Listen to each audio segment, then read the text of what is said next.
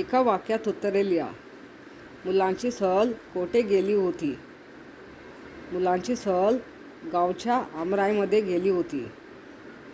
सहलीला जाताना मुलांनी काय काय सोबत नेले होते? सहलीला जाताना मुलांनी जेवणाचे डबे, पाण्याच्या बाटल्या व चित्रकलेचे साहित्य सोबत नेले होते. बाळांनी आमराईचा अर्थ काय सांगितला? जिथे आंब्याची अनेक झाडे लावून ती जोपासलेली असतात अशा आंब्याच्या दाट झाडीला आमराई म्हणतात. आमराईमध्ये मुले कोणते खेळ खेळली? आमराईमध्ये मुले लपाछपी, शिवणापाणी, ऊन सावली हे खेळ खेळली. ऊन सावली, शिवणापाणी यासारखे तुम्ही कोणकोणते खेळ खेळता त्यांची माहिती सांगा.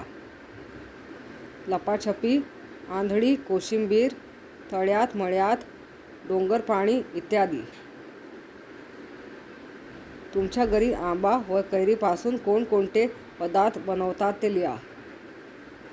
आमच्या घरी आंब्यापासून आंबा पोळी, आमरस, आंबा बर्फी, आंबा चॉकलेट तर कैरीपासून कैरी पन्हे, कैरीचे लोणचे, मुरांबा इत्यादी पदार्थ बनवतात. तुम्ही सहलीसाठी गेलेल्या ठिकाणाचे वर्णन वर्गात सांगा.